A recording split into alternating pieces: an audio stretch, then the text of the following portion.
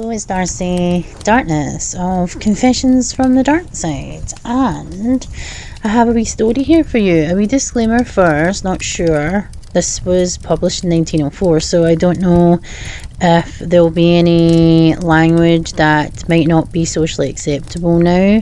But if there is, don't worry, because I'll either miss it out or I will apologise, because, well, I'm not comfortable saying these words. Luna's not been comfortable saying some of the words in the vernacular and things like that either, so we have either glossed over it or we have changed the word to a more acceptable word for this generation. 2023. So let's go. Are we ready? Sitting comfortably, got a drink? This story is called Oh Whistle and I'll Come to You, My Lad, and it was written by M.R. James in 1904. I suppose you will be getting away pretty soon. Now full term is over, Professor, said a person not in the story of a professor of ontography. Soon after they had sat down to each other at a feast in the hospital hall of St. James College, the professor was young, neat and precise in speech. Yes, he said, my friends have been making me take up golf this term, and I mean go to the East Coast.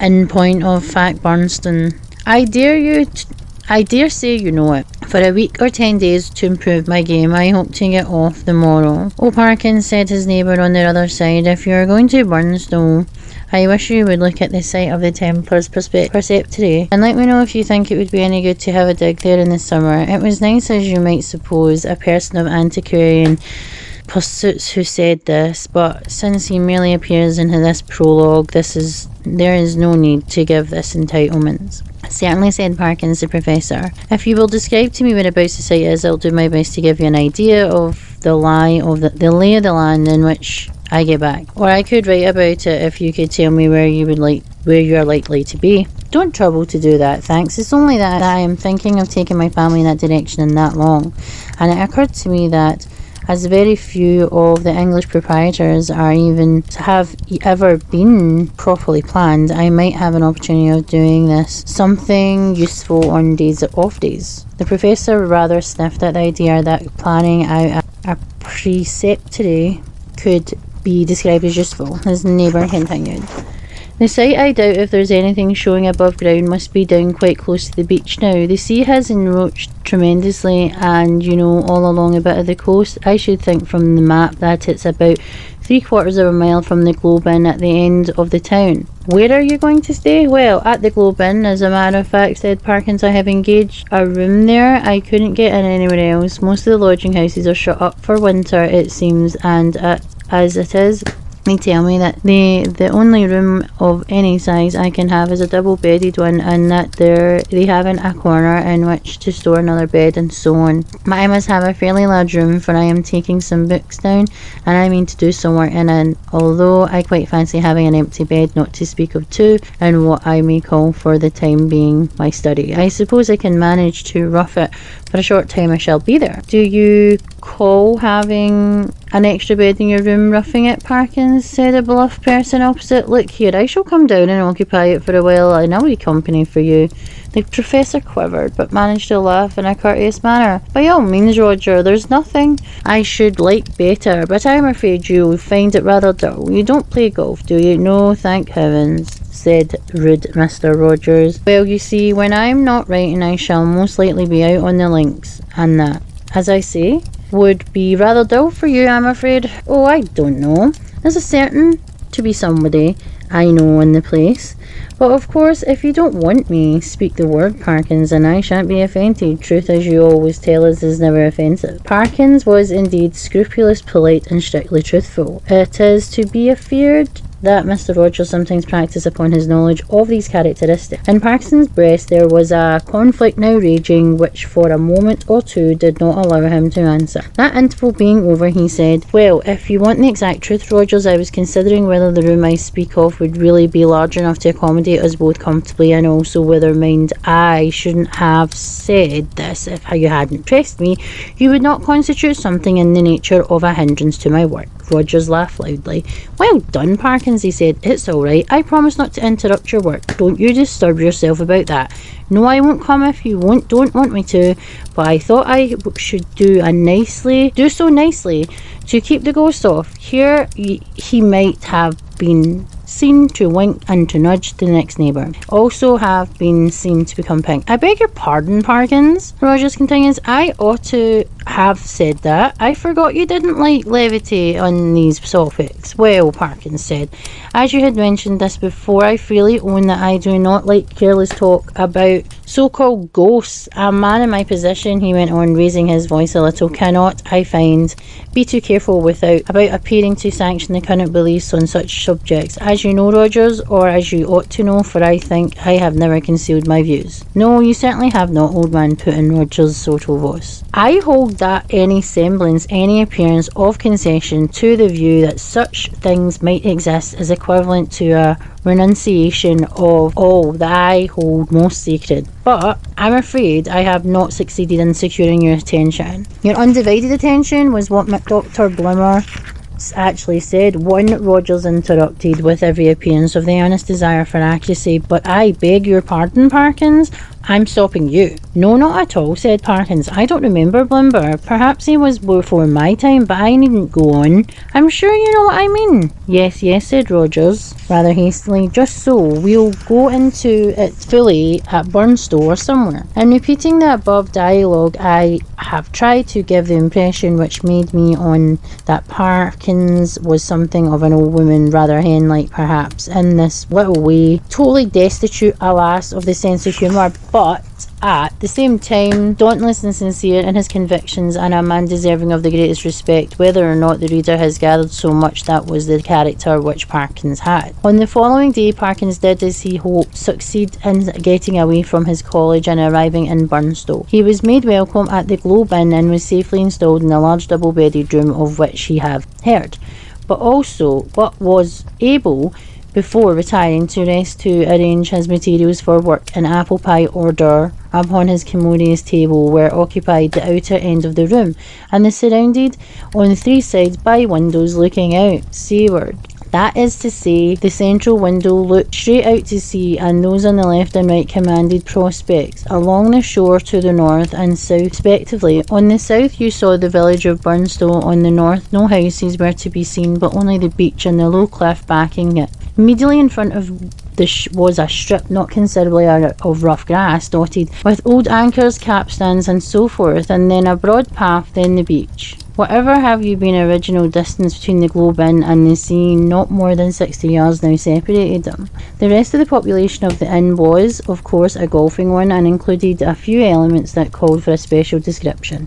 The most conspicuous figure was, perhaps, that of an ancient military secretary of London Club, and possessed of a voice of incredible strength and of views of pronouncedly Protestant type. These were apt to find utterance after his attendance upon the ministrations of the vicar, an estimable man with inclinations towards a picturesque ritual which he gallantly kept down as far as he could out of the difference of the East Anglia tradition. Professor Parkins, one of the whose principal characteristics was pluck, spent the greater part of the day following his arrival at Burnstow and what he had called improving his game in company with his Colonel Wilson, and during the afternoon, whether the process of improvement were to blame or not, I am not sure. The Colonel's demeanour assumed a colouring so lurid that even Parkins jibed at the thought of walking home with him from the links. He determined, after a short and furtive look at the bristling moustache and those incarnadined features, that it would be wiser to allow the influences of tea and tobacco to do what they could with the Colonel before the dinner hour should render a meeting inevitable. I might walk home tonight along the beach, he reflected. Yes, and take a look. There will be enough lights for that at the ruins of which Disney was talking. I don't exactly know where they are, by the way, but I expect I can hardly help stumbling on them. This he accomplished, I might say, in the most literal sense, for in picking his way from the links to the shingle beach, his foot caught partly in a gorse root and partly in a biggish stone, and over he went. I think we've all had a crazy derpy moment, and that would be his. When he got up and surveyed his surroundings, he found himself in a patch of somewhat broken ground covered with small depressions and mounds. These latter, when he came to examine them, proved to be simply masses of flints embedded in mortar and grown over with turf. He must, quite rightly concluded, be on the site of the precipice he had promised to look at. It seemed not likely to reward the spade of the explorer enough of the foundations was probably left at no great depth to throw a good deal of light on the general plan. He remembered vaguely that the Templars to whom this site had belonged were in the habit of building round churches, and he thought of a particular series of the humps or mounds near him did appear to be arranged in something of a circular form. Few people can resist the temptation to try a little amateur research in a department quite outside of their own, if only the satisfaction of showing how successful they would have been had they only taken it up seriously. Our professor, however, if he felt something of this mean desire, was also truly anxious to oblige Mr. Disney, so he paced with care the circular area he had noticed and wrote down its rough dimensions in his pocketbook. Then he proceeded to examine an oblong eminence which lay east of the centre of the circle and seemed to his thinking likely to be the base of a platform or altar. At one end of it, the northern patch of turf was gone, removed by some boy or some other creature, fierce naturer. It might, he thought, be as well to probe the soil here for evidence of masonry, and he took out his knife and began scraping away the earth. And now followed another little discovery. A portion of soil fell inward and as he scraped, and disclosed a small cavity. He lighted one match after another to help him see what the nature of the hole was, but the wind was too strong for them all. By tapping and scratching the sides with his knife, however, he was able to make out that there must have been an artificial hole in masonry. It was rectangular, and the sides, top and bottom, if not actually plastered, were smooth and regular. Of course it was empty, no. As he withdrew the knife, he heard a metallic clink, and when he introduced his hand, he met with a cylindrical object laying on the floor of the hole. Naturally enough, he picked it up, and when he brought it to the light, now fast fading, he could see that it, too, was of man's making. A metal tube about 4 inches long and evident of some considerable age. By the time Parkins had made sure that there was nothing else in this odd receptacle, it was too late and dark for him to think of undertaking any further search. What he had done had proved so unexpectedly interesting that he determined to sacrifice a little more of the daylight of the morrow in the archaeology. The object which he now had safe in his pocket was bound to be some slight value, at least he felt sure. Bleak and solemn was the view on which he took it last before starting homewards. A faint yellow light in the west showed the links on which a few figures moving towards the clubhouse were still visible on the squat Martello Tower, the light of Aldsley village, the pale ribbon of sands intersected at intervals by black wooden granaries, at the dim and murmuring sea. The wind was bitter from the north and was at his back. When he set out for the globe, he quickly rattled and clashed through the shingle and gained the sand upon which, but for the granaries, which had to be got over every few yards, the going was good and quiet. One last look behind to measure the distance. He had company on his walk in the shape of a rather indistinct personage who seemed to be making great efforts to catch up with him and make a little effort in progress. I mean, that there was an appearance of running about his movements, but that the distance between him and Parkins did not seem materially to lessen.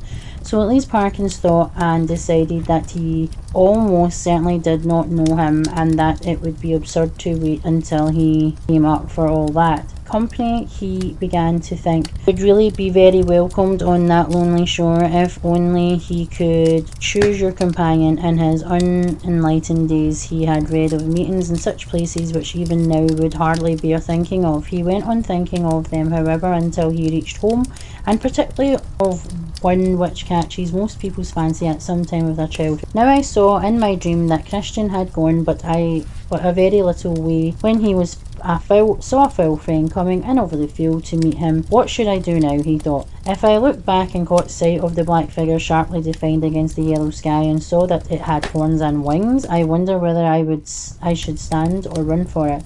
Luckily the gentleman behind is not of that kind, and he seems to be about as far off now as when I first saw him. Well, at this rate he won't get his dinner as soon as I shall, and dear me, it's within a quarter of an hour of the time now. I must run.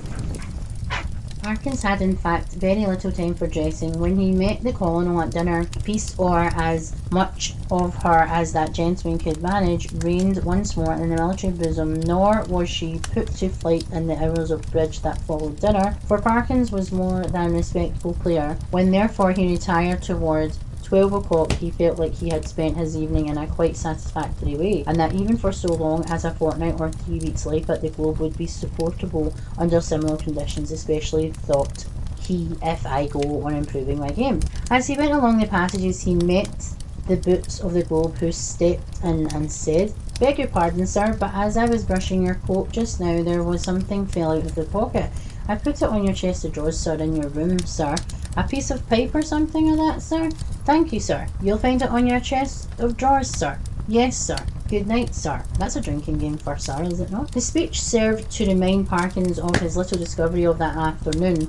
It was with some considerable curiosity that he turned it over by the light of his candles. It was of bronze, he now saw, and was shaped very much like a manner of the modern dog whistle. In fact, it was, yes, certainly it was, actually no more nor less than a whistle. He put it to his lips, but it was quite full of a fine caked up sand or air, which would not yield to knocking, but must be loosened with a knife. Tidy as ever in his habit, Parkins cleared out the earth into a piece of paper and took the latter to the window to empty it out. The night was clear and bright as he saw when he opened the casement, and he stopped for an instant to look at the sea and noted a belated wanderer stationed on the shore in front of the inn. Then he shut the window, a little surprised at the late hours people kept at Burnstow, and took his whistle to the light again. Why, surely there was marks on it, and not merely marks but letters, a very little rubbing rendered, and deeply cut inscription quite legible. But the professor had to confess, after some earnest thought, that the meaning of it was obscure to him, as the writing on the wall to Belshazzar. There were legends both on the front and on the back of the whistle. The one read thus: Fla, fur, bis, flea. The other, Case est unique, enix. I ought to be able to make this out, he thought, but I suppose I'm a little rusty in my Latin. When I come to think of it, I don't believe I even know the word for a whistle. The long one does seem simple enough. It ought to mean, who is this? Who is it coming? Well, the best way to find this evidently is to whistle for him. He blew tentatively and stopped suddenly, startled and yet pleased at the note he had elicited. It had quality of infinite distance in it, and soft as it was, he somehow felt like it would be audible for miles around. It was a sound, too, that seemed to have power which many sense possess, of forming pictures in the brain. He saw quite clearly for a moment a vision of a wide dark expanse at night, with a fresh and wind blowing, and in the midst of a lonely figure, how employed he could not tell.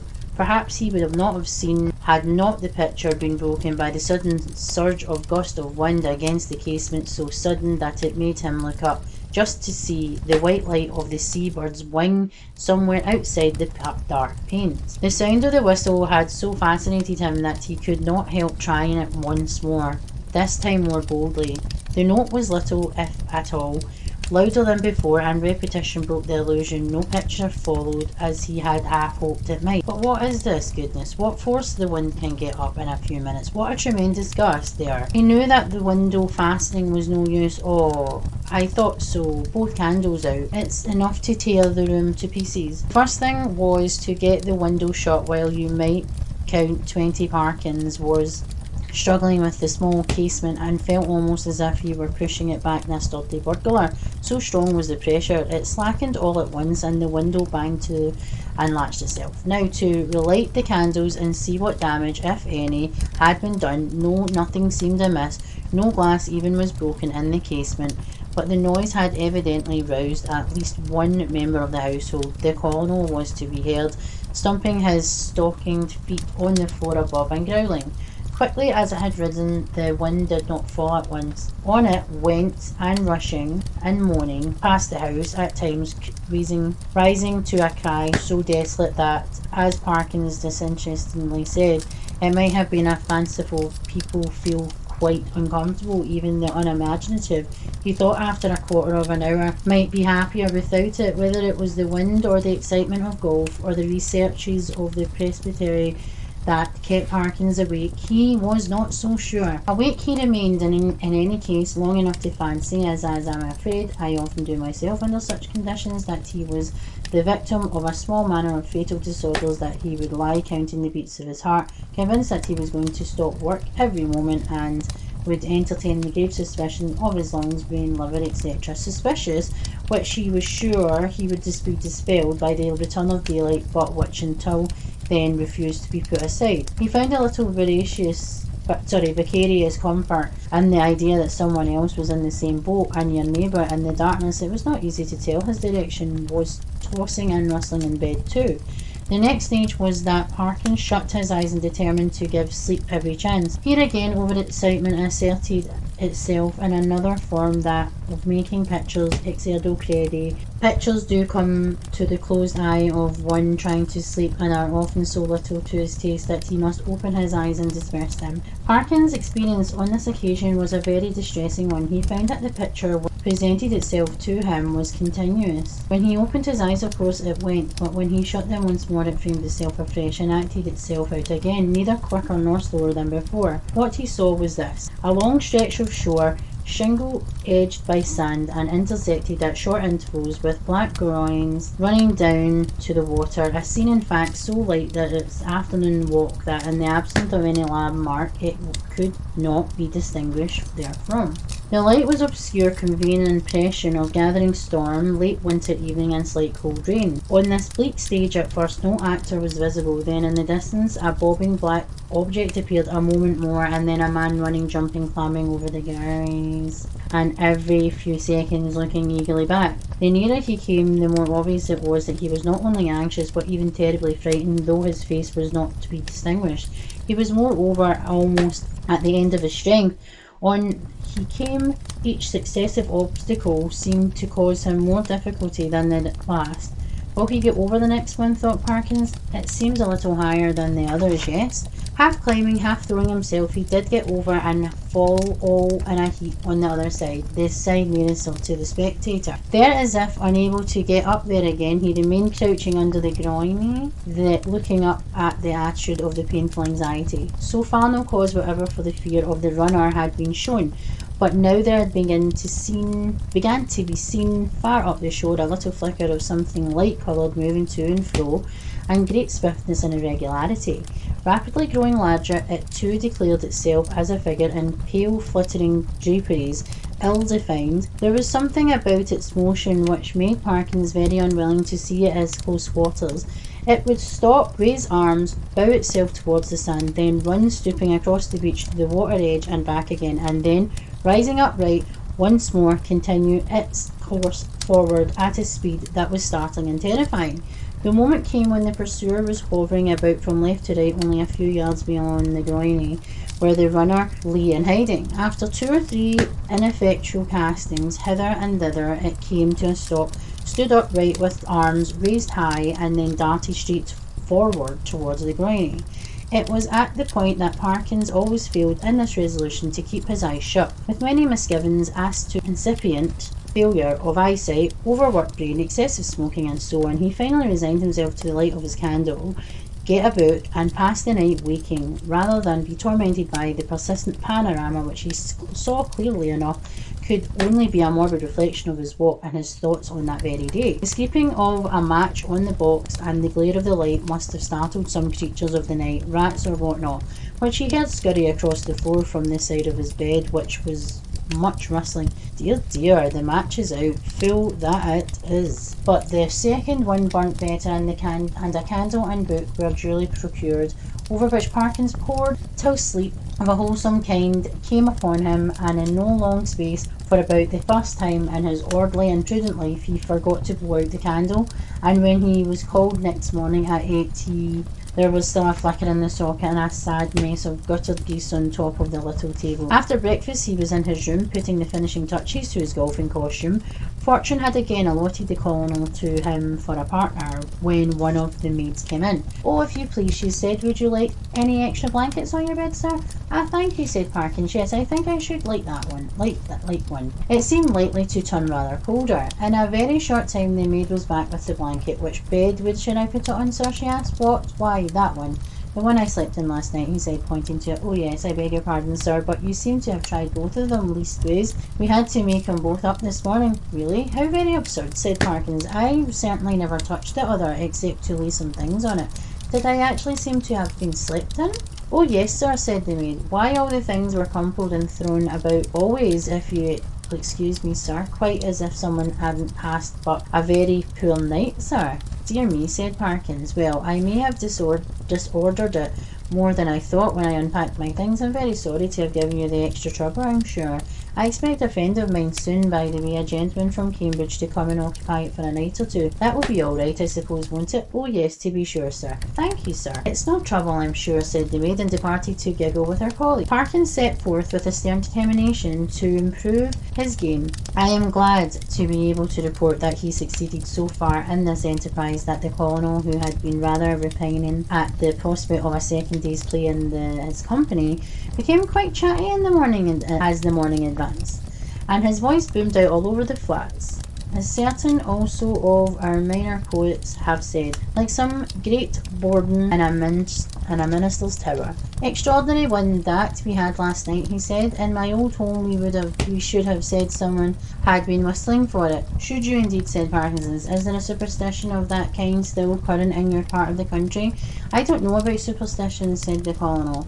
"They believe in all of it all over Denmark and Norway, as well as the Yorkshire coast, and my experience is, mind you, that there are generally something at the bottom of what these country folk hold to, and have held to for generations. But it's your drive, or whatever it might have been. The golfing reader will have to imagine appropriate digressions at the proper intervals." When conversation was resumed, Parkins said with a slight hesitance, Apropos of what you were saying just now, Colonel, I think I ought to tell you that in my own views on such subjects are very strong. I am in fact a convinced disbeliever in what is called the supernatural." "What?" said the colonel. "Do you mean to tell me that you don't believe in the second sight or ghosts or anything like that?" "In nothing whatever of that kind," returned Parkins firmly. "Well," said the colonel, "but it appears to me at that rate, sir," answering that in his opinion and they were the most sensible of people he had ever read of in the Old Testament, and feeling some doubt as to whether much mention of them was to be found in that work, preferred to laugh the accusations off. "Perhaps I am," he said, "but here give me a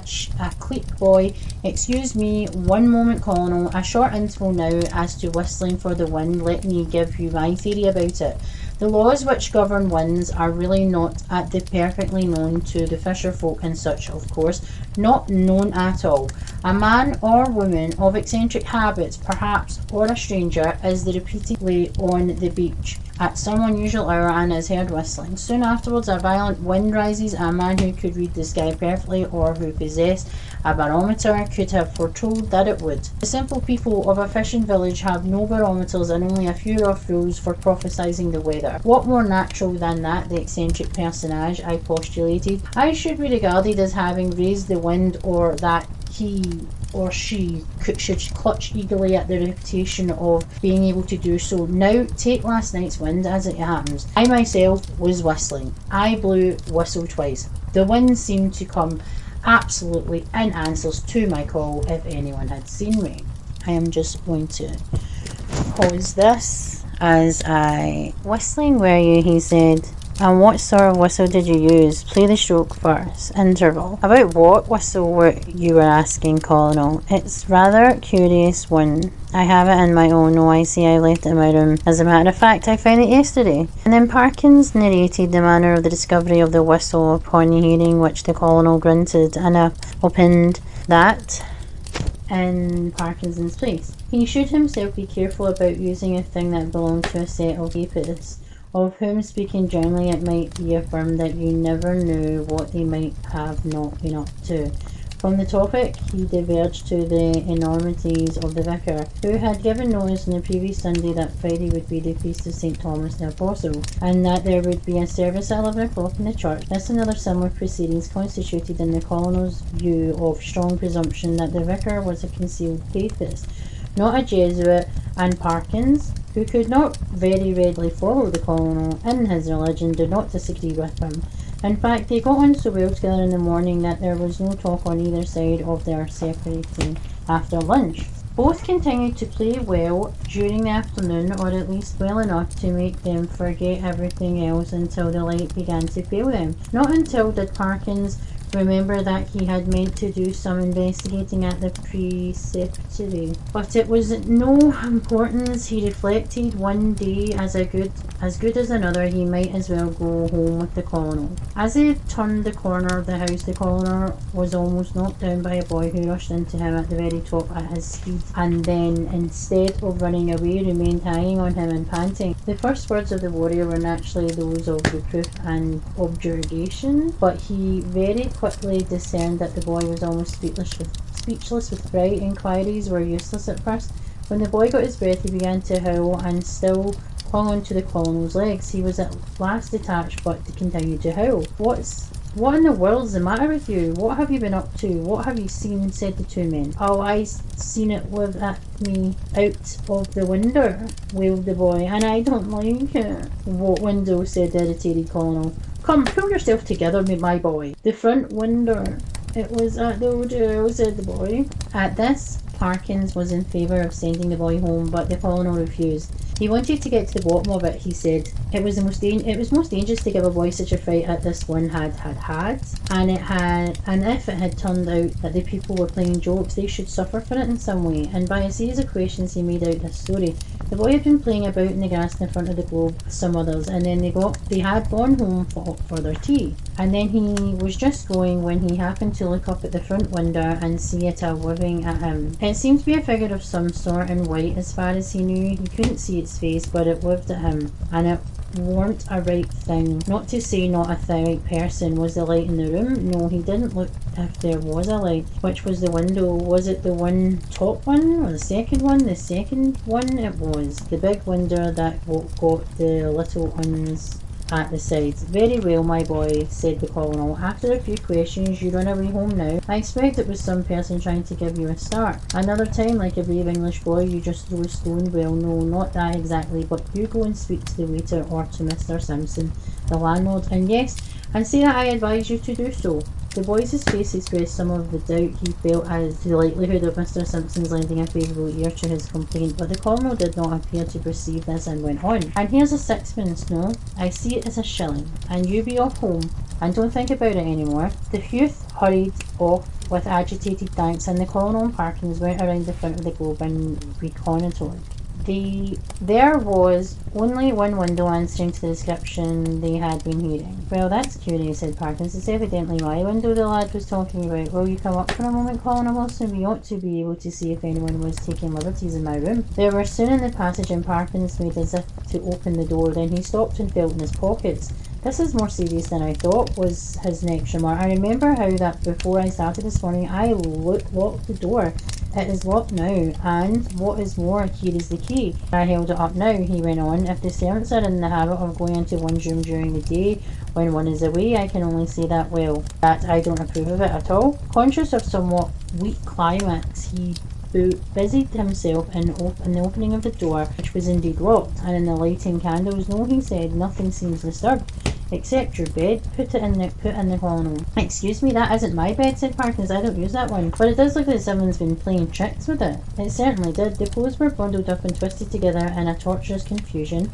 Parkinson pondered. That must be it, he said. I disordered the clothes last night in unpacking, and they haven't made it since. Perhaps they came in to make it, and that boy saw them through the window, and that they were called away and locked the door after them. Yes, I think that must be it. Well, ring and ask, said the colonel, and this appealed to Parkins as practical. The maid appeared, and to make a long story short, deposed that she had made the bed in the morning when the gentleman was in the room, and hadn't been there since. No, she hadn't. No other key. Mr. Simpson, he kept the keys. He'd be able to tell the gentleman if anybody had been up here. This was a puzzle. Investigation showed that nothing of value had been taken, and Parkins remembered that the death disposition of the small objects on the table and sofa were enough to be pretty sure that no pranks had been played with them. Mr. and Mrs. Simpson furthermore agreed that neither of them had given the duplicate key of the room to any person whatever during the day. Nor could Parkins, fair-minded man as he was, detect anything in the demeanour of master, mistress, or maid that indicated guilt. He was much more inclined to think that the boy was imposing on the colonel. The latter was unwontedly silent and pensive at dinner, and throughout the evening, when he bade good night to Parkins, he murmured in a gruff undertone, "You know where I am if you want me during the night, though." "Why, yes, thank you, Colonel Wilson, I think I do. But there isn't much prospect of my disturbing you, I hope. By the way," he added, "did I show you the old whistle I spoke of?" "I think not. Well, here it is." "Can you make anything of the inscription?" asked Parkins as he took back. No, not in this light. What do you mean to do with it?" "Oh well, when I get back to Cambridge I shall submit it to some of the archaeologists there and see what they think of it, and very likely, if they consider it worth having, I may present it to one of the museums." Said the colonel. "Well, you may be right. All I know is that if it were mine I should chuck it straight into the sea. It's no use talking, I'm well aware, but I expect that with you it's a case of live and learn." "I hope so, I'm sure, and I wish you a good night." He turned away, leaving Parkins in act to speak at the bottom of the stair, and soon each was in their own bedroom. But some unfortunate accident, there were neither blinds nor curtains to the windows of the Professor's room. The previous night he had thought little of this, but tonight there seemed very prospect of a bright moon rising to shine directly onto his bed and probably be come on later. When he noticed this he was a good deal annoyed, but with the ingenuity which I can only envy, he succeeded in rigging up, with the help of the railway rug, some safety pins and a stick and an umbrella and a screen, if only held together, would completely keep the moonlight off his bed, and shortly afterwards he was comfortably in that bed. When he had read of a somewhat solid work long enough to produce a decided wish for sleep, he cast a drowsy glance round the room, blew out the candle and fell back on the pillow. He must have slept soundly for an hour or more when a sudden clatter shook him up in an unwelcome manner. The moment he realised what had happened, his carefully constructed screen had given way and a very bright frosty moon was shining directly on his face. This was highly annoying. Could he possibly get up and reconstruct the screen, or could he manage to sleep if he did not? For some minutes he lay and pondered over the possibilities, then he turned over sharply and with all of his eyes open lay breathlessly listening. There had been a movement, he was sure, in the empty bed of the opposite side of the room. Tomorrow he would have it moved, for there must be rats or something playing about in it. It was quiet now. No, the commotion began again. There was a rustling and a shaking, surely more than any rat could cause. I can figure to myself something at the Professor's bewilderment and horror, for I have a dream of 30 years back seeing the same thing happen. But the reader will hardly perhaps imagine how dreadful it was to him to see a sudden figure sit up in what he had known it was an empty bed. He was out of his bed and in one bound, and made a dash towards the window, where lay his only weapon, the stick on which he had propped the screen. This was, as it turned out, the worst thing he could have done, because the personage in the empty bed, with a sudden smooth motion, slipped from the bed and took a position with outspread arms between the two beds and in front of the door. Parkins watched it as it in a horrid perplexity. Somehow the idea of getting past it and escaping through the door was intolerable to him. He could not have borne. He did not know why to touch it, and as for its touching him, he would sooner dash himself through the window than have that happen. It stood for a moment in a band of dark shadow, and he had not seen what its face was like. Now it began to move in a stooping posture, and all at once the spectre realised with some horror and some relief that it must be blind, for it seemed to feel about with its muffled arms in a groping and random fashion. They do a lot of groping in these stories rather than searching. Turning halfway from him, it became suddenly conscious of the bed he had just left, and darted towards it, and bent over and felt the pillows in a way which made Parkins shudder, as if he had never in his life thought it would be possible. In a very few moments it seemed to know that the bed was empty, and then moving forward into the area of the light and facing the window, it showed for the first time what manner of the thing it was. Parkins, who very much dislikes being questioned about it, did once describe something of it in my hearing, and I gathered that what he chiefly remembers about it is as a horrible and intensely horrible face of crumpled linen. What expression he read upon it, he could not or would not tell, but that the fear of what of went nigh to madden him is certain. But he was not at leisure to watch it for long. With formidable quickness it moved into the middle of the room, and as it groped and waved, one corner of its drapery swept across Parkin's face. He could not, though he knew how perilous a sound was. He could not keep back a cry of disgust, and this gave the searcher an instant clue. It leapt towards him upon the instant, and the next moment he was halfway through the window, backwards uttering cry upon cry at the utmost pitch of his voice, and the linen face was thrust close into his own. At this, almost the last possible second, deliverance came, as you will have guessed. The colonel burst open the door and was just in time to see the dreadful group at the window. When he reached the figures, only one was left. Parkins sank forward into the room in a faint, and before him on the floor lay a tumbled heap of bedclothes. Colonel Wilson asked no questions, but busied himself in keeping everyone else out of the room and getting Parkins back to his bed, and himself, wrapped in a rug, occupied the other bed for the rest of the night. Early on the next day, Rogers arrived, more welcome than he would have been the day before, and the three of them held a very long consultation in the professor's room. At the end of it, the colonel left the hotel door, carrying a small object between his finger and thumb, which he cast as far into the sea as a very brawny arm could send it. Later on, in the smoke of a burning ascending from the back premises of the Globe, exactly what explanation was patched up for the staff and visitors at the hotel, I must confess I do not recollect. The professor was somehow cleared the ready suspicion of delirium tremens and the hotel of the reputation of a troubled house. There is not much question as to what would have happened to Parkins if the colonel had not intervened when he did. He would either have fallen out of the window or else he would have lost his wits, but it is not so evident what more the creature that came in answer to the whistle could have done that frightened. There seemed to be absolutely nothing material about it save the bedclothes of which it had made itself a body. The colonel, who remembered a not very dissimilar occurrence in India, was in opinion that if Parkins had closed with it, could really have done very little, and that's one power was that of frightening. The colonel, who remembered a not very dissimilar occurrence in India, was of opinion that if Parkins had closed with it, could really have done very little, and that is one power, and that its one power was that of frightening. The whole thing, he said, served to confirm his opinion of the Church of Rome. There is nothing more to tell, but as you may imagine, the professor's views on certain points are less clear-cut than they used to be. His nerves too have suffered. He cannot even now see a surplice hanging on a door quite unmoved, and the spectacle of a scarecrow in a field late on a winter afternoon has cost him more than one sleepless night. And in brackets it says, when Mr. Rogers was wrong, read Dombey and Son, chapter 7.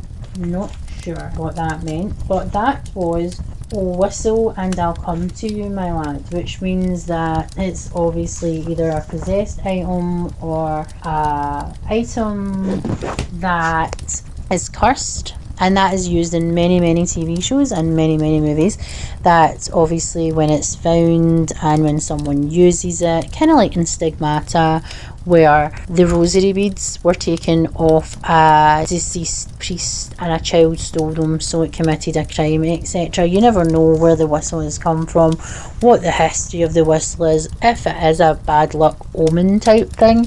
But I really liked that story. It was longer than some of the other ones that I've done, but I really enjoyed it. There wasn't as many bad words or any sort of words. There's just a few words that I couldn't roll my R's, and as you know from the podcast that we do, I think both Luna and I have issues with rolling the R's, but I have a pronunciation problem sometimes with R's. But I still managed to find it okay. What did you think of the Victorian Christmas stories you've heard so far? We've had some nice comments about us introducing old stories, old classics even, to our channel and to everyone, and I'm really happy about showing or introducing new stories and new writers and things like that to you to the community on conventions from the Darkside. Myself and Luna have had a very good time, enjoyed doing this, and we can't wait to plan something even more epic for next year. Maybe look at some more Victorian type mythical stories that we can read at this time of year and throughout the year.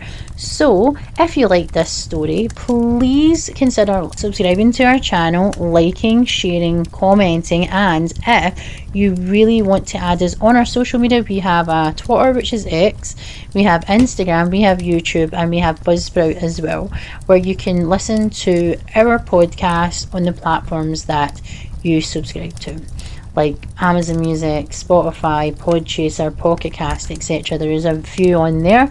And before I go off on a tangent, I would really like to thank, both of us would like to thank everybody for the support since we have started our channel, and people adding us in other social media platforms, people communicating via comments and things like that. We really do appreciate each and every one of you, and thanks to everyone who comes on to either one of our streams and gives us the support when we really need it the most.